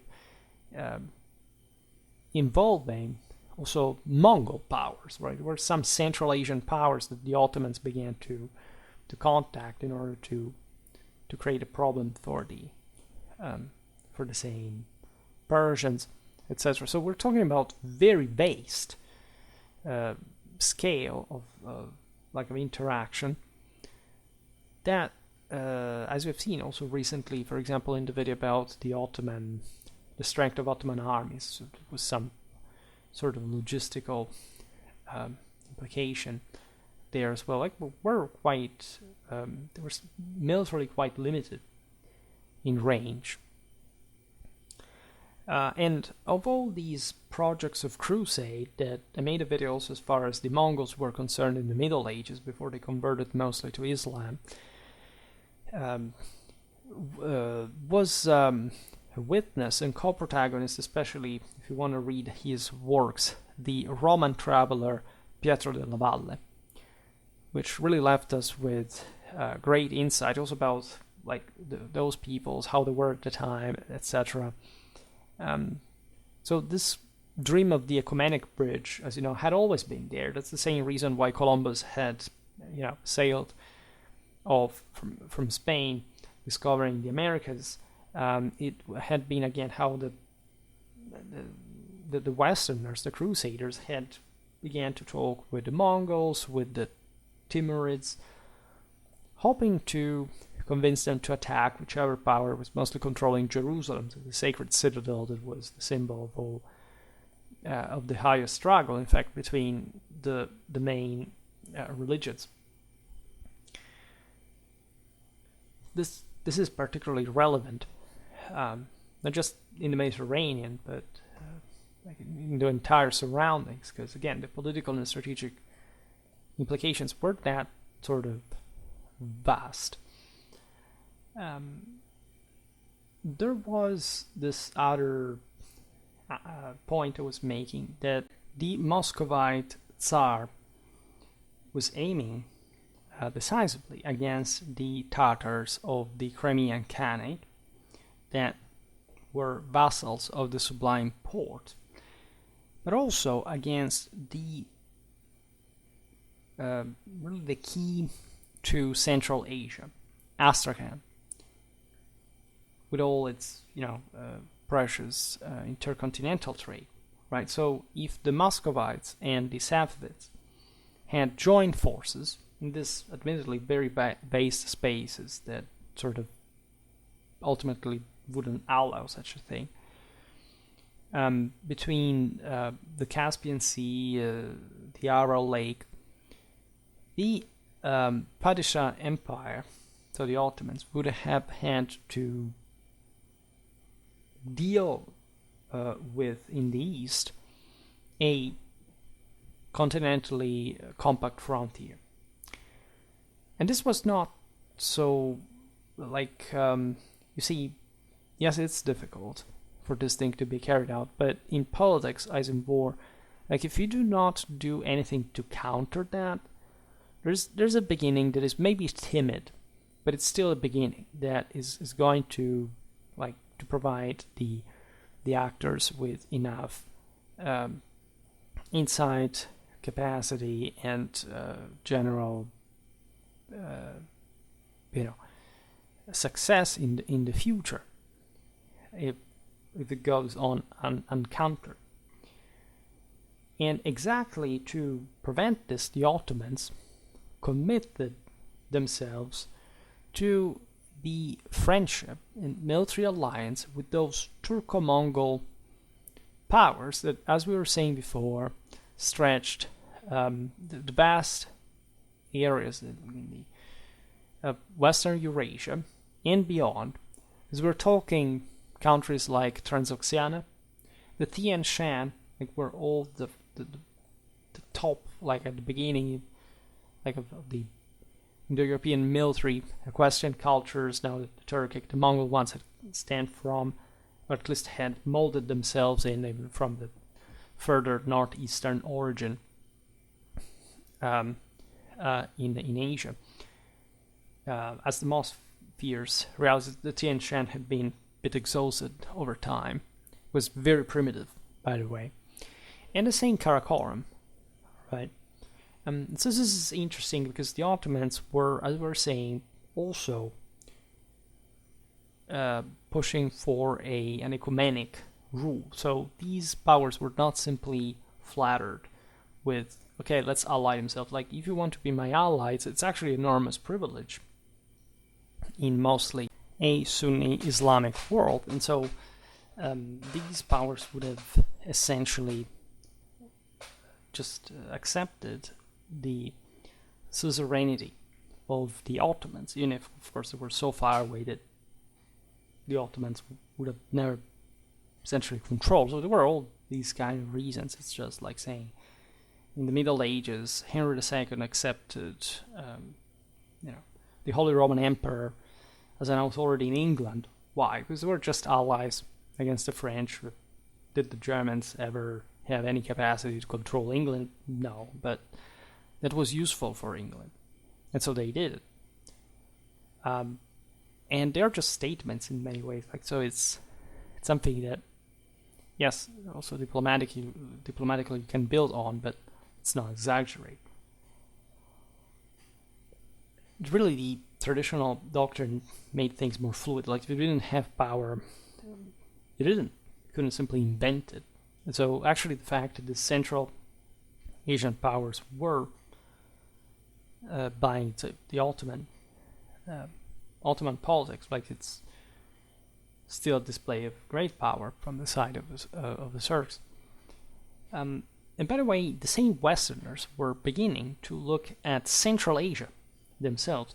For example, there are Florentine merchants, such as Giovan Battista and Girolamo Vecchietti, as much as the aforementioned as adventurous Roman polygraph Pietro della Valle, that were continuing, literally since the Middle Ages, with passion and erudition, right, to pursue that ancient dream that had, in fact, been born, in the 13th century with the Mongol invasions, that Central Asian ally would have allowed to close with a pincer movement, together with Westerners, Mediterranean Islam, freeing Christian Europe from this veritable nightmare. Right? Especially again, the Lavalle was very much into this project of crusade. Right? In 1581, that is the year after, as we've seen the drafting of de la Noue's Discours, the now old Auger de Busbecq, that had been already an ambassador, imperial ambassador of the Holy Roman Empire in Constantinople at the time of Suleiman the Magnificent, was letting himself convinced by his friend Adam von Dietrichstein, the Hofmeister of the Viennese court, to publish, with a dedication to Rudolf II of Habsburg, his Exclamatio sive de re militari contra Turcam, that has definitely a great Erasmian and deeply Erasmian tone, right, in which the war against the infidel was presented as an unavoidable measure to save Christendom, this to the internal divisions of which was attributed with severity anyway the origin of his own sins, as it had always been the case. The Mongols, the Turks, the Arabs before were all, in fact, the failure of the Christians in front of God. This was very true for everybody involved. I mean, this is the traditional thing, as we're just saying. Like, if you have power, you have God's grace. If you don't, you fall. Right? So also this idea that developed in the last generations that might is not right. Who says that? It's mostly underestimating what might actually is. Right? But you can't say that if you have power, like it's because there's a wrong idea behind that. Behind every power, there is a functional idea that goes by degrees, that goes by quality and quantity. All right, and that stems from universal standards. So everything that works, every action that is positively pursued has been blessed by God in one way or another. The point is, how satisfactory is that to the end of salvation? Not just the individual, but the collective one. I mean, the idea is that if you manage to save yourself, you pull off this magic fit for which you're God yourself, and you basically at that point save the entire universe. At this point, as we've seen, it's mostly a collective effort because nobody really believes they can save themselves by themselves. I mean, the Catholics still believe something liminally similar to this. As we've seen, the Protestants basically don't. But there is also like a practical, again, sense of tradition. Also, Protestantism has that, for that matter. It's not a matter of, again, what you claim, but what you do. That's, in fact, the reinforcement of the idea that work, right? And so, what are we even talking about? But and even if that was just it's not that Protestantism has important ideas. I mean, how infinitely weak are we compared to God and the immanent power of the universe? It's obviously, by approximation, of course, too much for any work to be relevant, apparently. That's but one thing is inverting the trend, say, I can't make it, and another thing say, okay, you can't make it anyway. So what do? Just kill ourselves? Nobody knows. Think about this, because, of course, for example, the discovery of the Americas, that, of course, was a major thing also at the time, but in comparison to these issues, was an absolutely secondary thing. I mean, nobody cared about America in the sense that it came to be like for the rest of the world, or what happened there later. At this time, they were thinking primarily about the unity, the salvation of an essentially European-based Christendom. Many people were actually saying that the same conquest of America had, say, at least in the way it had been carried out up to that point in terms of exploitation of the local resources, was just an enterprise inspired by greed, right? Clothed by desire of conversion of those faraway pagan peoples that had sort of distracted Europe from the duty and necessity of stemming Ottoman power. And this was especially a criticism of Catholic Spain.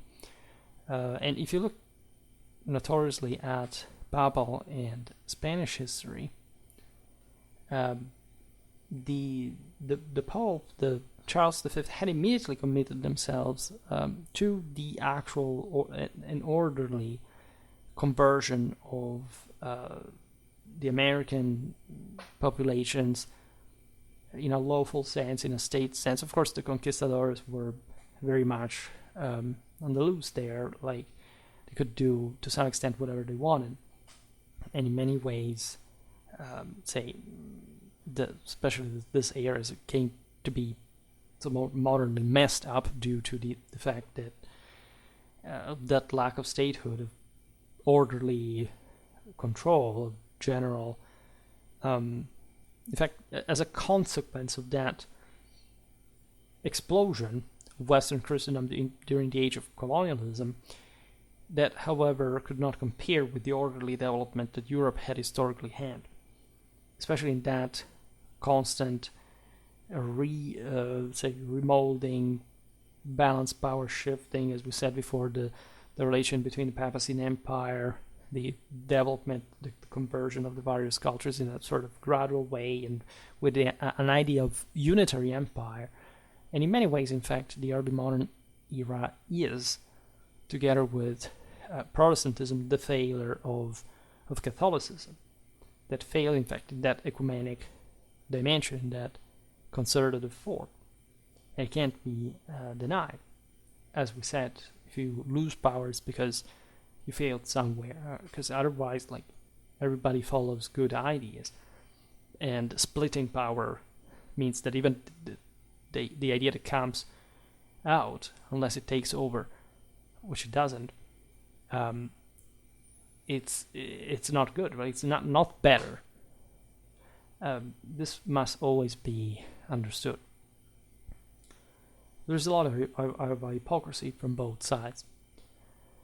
Busbecq, that we mentioned, he had, back in the day, admired Suleiman the Magnificent, in part also because of that admiration for power. The same Ottoman Sultan had worn tiaras, right, in imitation to papal power in the East. So the Ottomans toyed themselves a lot with this sort of, let's try to rebuild like a unitary power. They were Caesars of the Romans by official titling.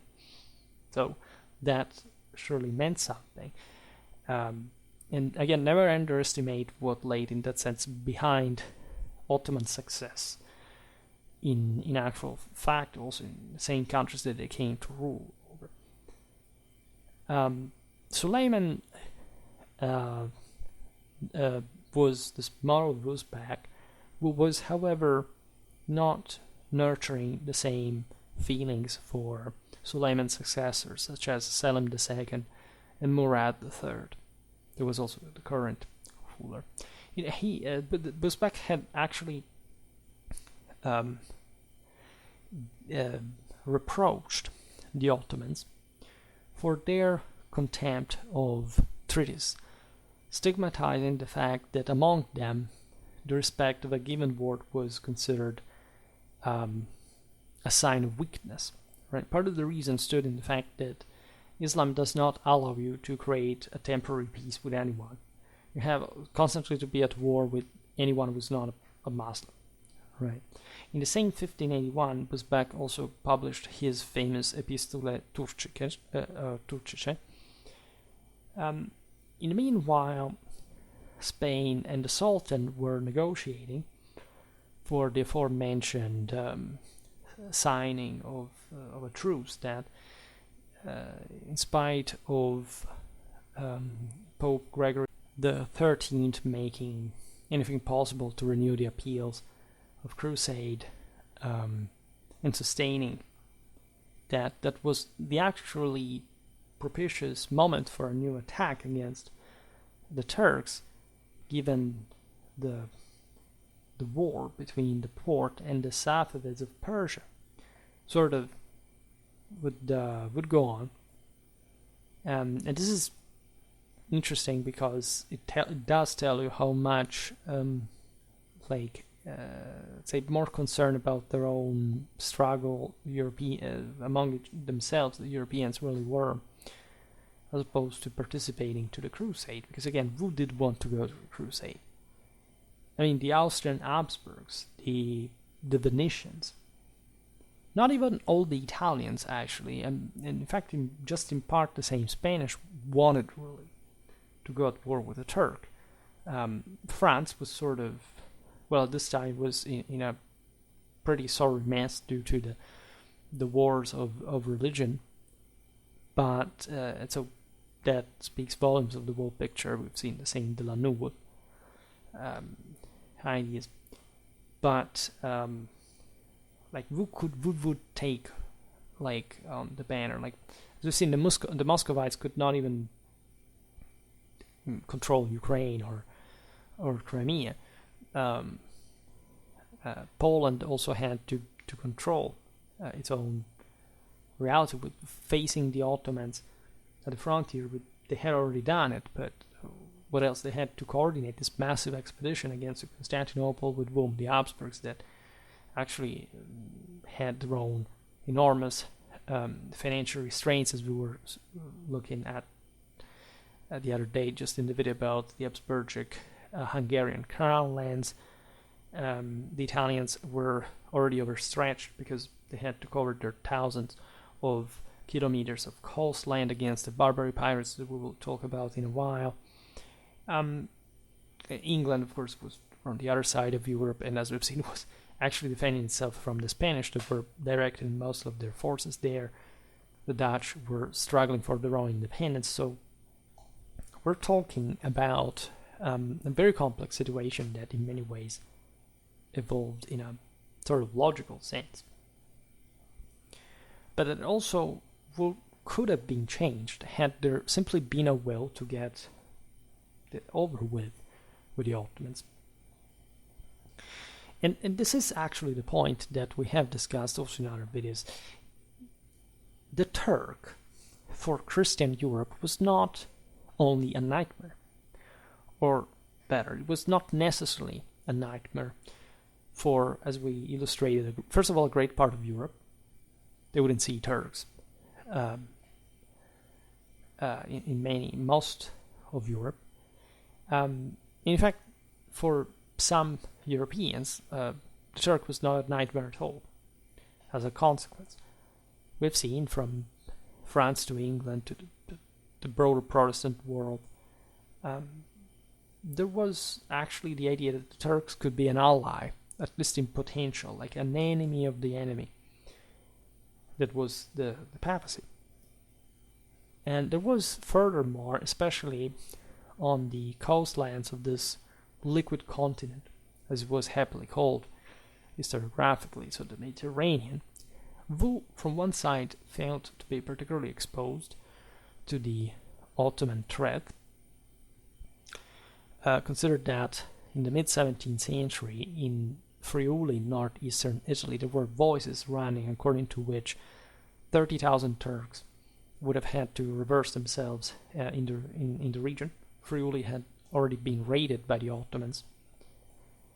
As you know, from Bosnia, we were talking about it relatively to Croatia and Slavonia, the aforementioned Habsburgic-Hungarian crown lands, and the autonomous defense that Graz had to put up without even probably a direct Viennese help, telling you how fragmented the same Habsburgic monarchy as a regional power really was. So, because in the second half of the 16th century, the Habsburgs sort of went down a little bit. They weren't as powerful.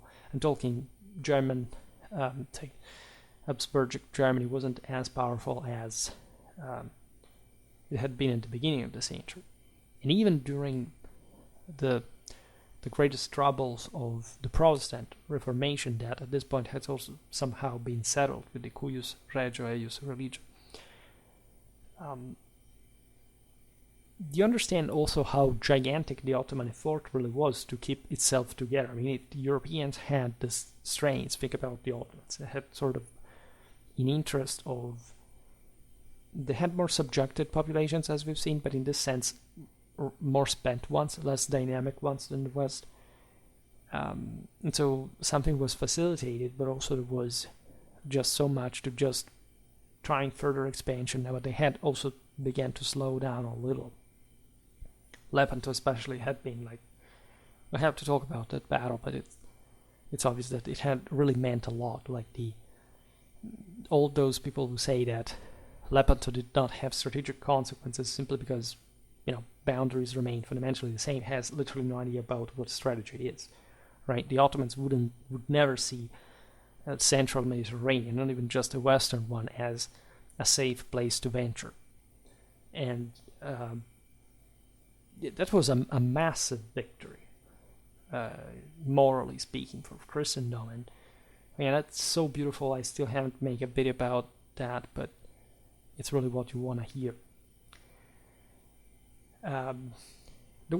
The Ottoman subject allies, the Barbarian Pirates.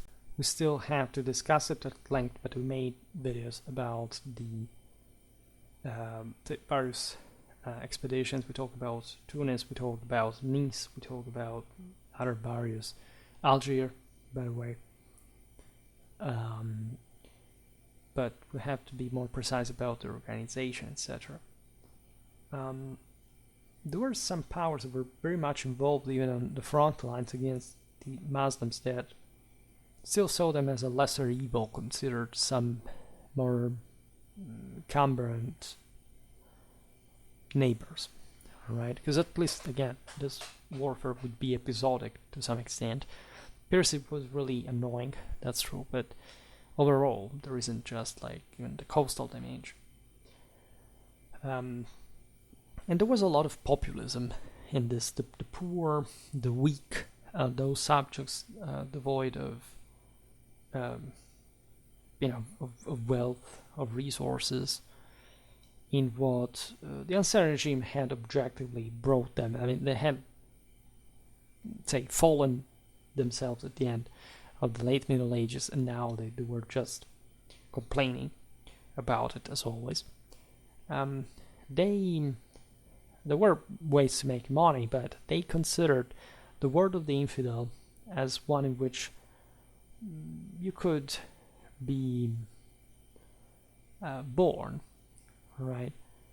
As, for example, some Calabrese fishermen or Albanian mountaineers. And that if you had some strike of fortune, if you knew how to avoid slavery, or you managed to at least come out of it, as it had happened, could have made you a vizier or an admiral. This is particularly true because the Mediterranean is a frontier, and especially on the southern shores in North Africa, there is a very high degree of, again, essentially failed statehood of some sort. And let's say slavery in this 16th, 17th centuries is something relatively, let's say negotiable, depending on who you are. Like the Muslims, think about the Mamluks, right? They had actually, with the Christian Islamic struggle, actually, that slavery comes to be a thing in the galleys, etc. There's a florid slave trade from both sides, but it's also all about your strokes of luck, right? Some heretic, some rancorous, or dreaming individual, some disinherited one, would even arrive because of their personal failure as people to victory of the infidels on the apparently ungrateful and unjust Christian fatherland, which of course doesn't make any sense. It's just like people today that support non-Western powers because they ultimately fail in their own, right? It's not that we live badly in the West. We have plenty of issues due to very specific reasons that we know of, but these people are not actually helping in doing anything. They're just self-sabotaging and doing nothing. But of course there are also the lesser people, as we were saying at the beginning of the video, and so they do not actually cause this greater deal because they have by definition less power than the others, and this is why we're happy of our hierarchy. At least if these people were, capable, they would actually be more powerful and intelligent, but they aren't. And so that's the thermometer that at least tells us that if they're so dumb, at least they deserve what they get.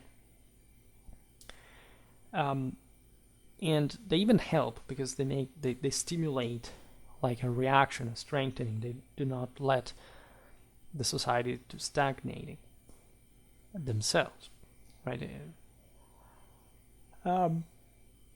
Europe at this time, as you know, you could be burned alive if you, for example, manifested to free religious spirit.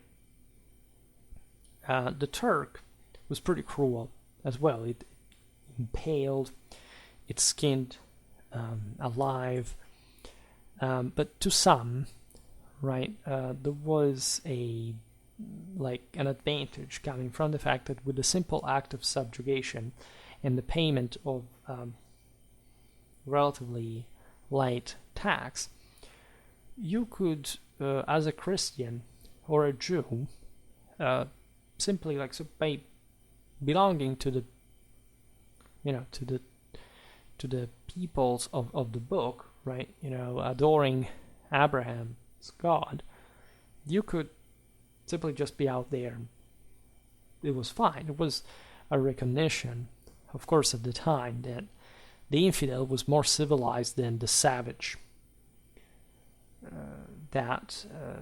Despite there was also a hierarchy there, and definitely the Turks were seen as savages, because on average they objectively were more than the Westerners. Like everybody looked at paganism and said, "Blah, we can't do against these guys literally whatever we want because they're pagans." Like not even the Muslims were treated, say, by the Christians in the way, of course, pagans were. But also we must understand what pagan meant, right? If they were like sort of stunned, hysterically disgregating American populations, you take them over. And what do you do, right? If they start dying because of illnesses you have antibodies for, and you need to extract gold, and these are slaves, and they're whatever, like they are what they are. That's just a consequence of it all. Like it's not in the 16th century, something that depends on how evil people were. Like, these peoples were no better, actually were much worse, practically than anyone. So, literally, nobody in their right mind should care in the way it's been pathetically done in the last generations. So there would be a lot to say about this. Like if you, for example, if you had been captured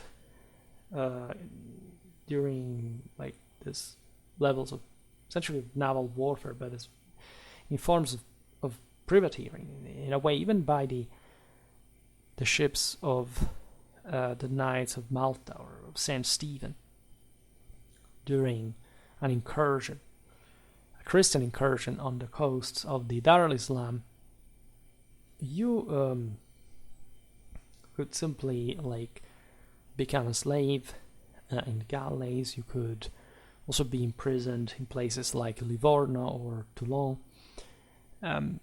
When you fell, however, as a prisoner in a Turkic or barbarian vessel, you could do it exactly the same end, but if you were at least young and good looking enough, or entrepreneurial, or whatever, or lucky, mostly was because it sucked. Really, was actually debatably worse than in a Christian prison. You could, however, meet with sort of a merciful or authoritative master and rising the steps of a very steep, actually, social ladder, up to sometimes even the footsteps of the Grand Serail or the same feet of the Sultan. This happened to some. It's complicated to explain why. That's same thing of the Mamluks, right?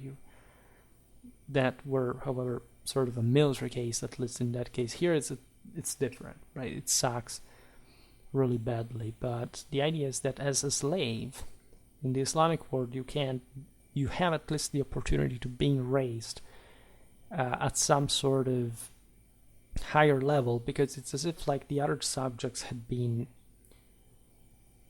already some sort of serfs compared to the West, where people were technically let's say they were freer at least than they were in these other countries, where there was a much gloomier sort of degree of subjection. Like the entire vision of Ottoman power was much more subjugating. So actually you can debate whether this would have been such a great win for those involved. But again, some people made an enormous fortune, right, at the service of the Sultan in this way. There is a lot of populism, however, fueling this, so you don't have to be fooled either, because there is an anonymous Venetian lamentation composed in the 70s of the 16th century, in which you find two poor fishermen, so two fortesstaters, exasperated by what? The bad government of the Republic of Denmark, or rather the fact they had to pay taxes because Venice was on the forefront to actually stamp the Ottomans and making a hell of a job in that sense. And actually saying, as self-sabotagers, that they would have preferred a sultanial victory, because why? They had to pay taxes. Remember, in history, if you don't pay taxes, you get conquered by somebody else, and you have to pay much more than that later. And you can, of course, make a poor use of those taxes. That's not to say that it's not the case, but you have to understand in whose hands you're going to fall. And falling to somebody else's hands historically is not exactly like changing government. There's a much greater social cost, say, than changing, I don't know, political concurrent in the world. You have been so lucky, mostly for the merit of other people, that you absolutely have nothing to do with to live it. So self-sabotaging about it is not really an intelligent move. Even if you are like a failure in this society, you would be much worse in the other one. The problem is that you don't know it because you're too ignorant. And that's also the fact that you can live in the spoiled condition in spite of your lack of accomplishment is also something you should be thankful for, instead of bothering. So this is very much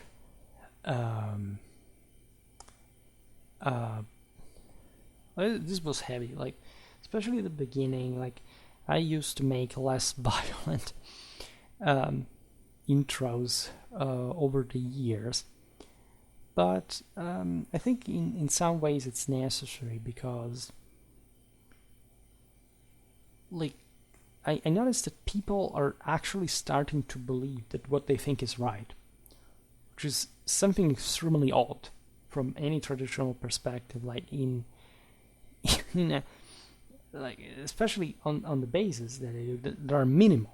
They're declaredly limited to not even a human standard fully meant, but something that gets towards always the lower end of minimal, right?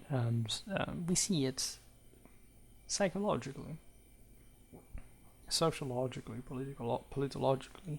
People want to live in a shell and pretending that things will go well. Yeah, good luck with that. avoiding the tide. You know, this illusion, which is a contemplative one, right? It's a typically inactive sort of weakening, right? You have all these kids that discover magically that there is tradition, but of course they don't understand. They say, yes, it's action, it's the self-actualization, and then how do you use that power? Do you use power? Do you know how to use power in your life? Or is it just, if you feel like a static thing to be watched, to be looked at, to pretend that you are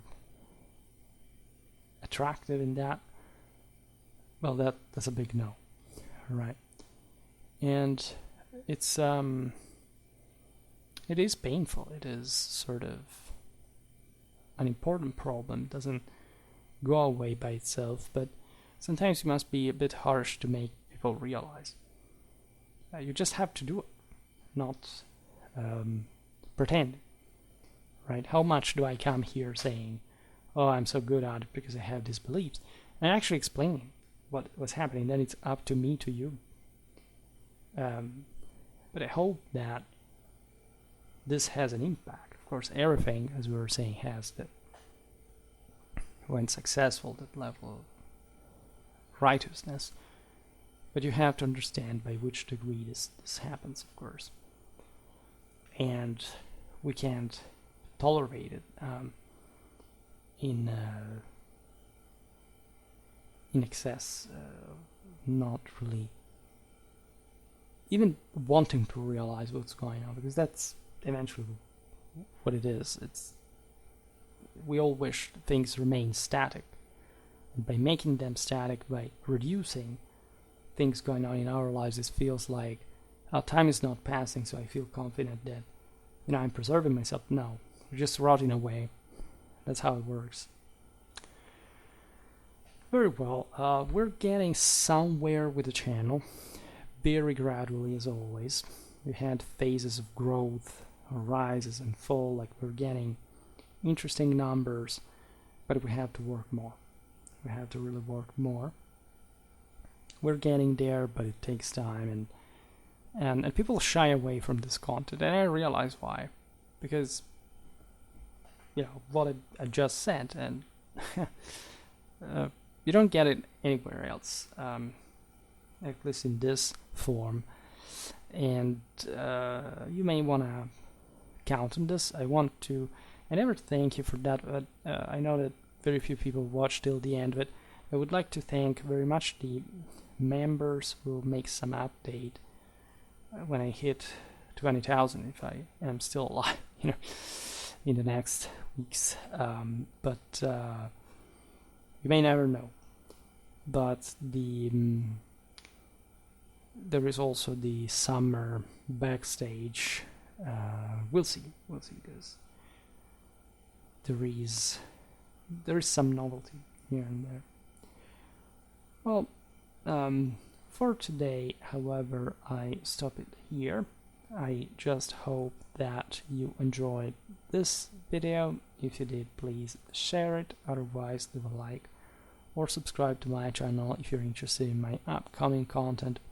As always, I thank you heartily for listening to me. I wish you a nice time and see you next time. Bye.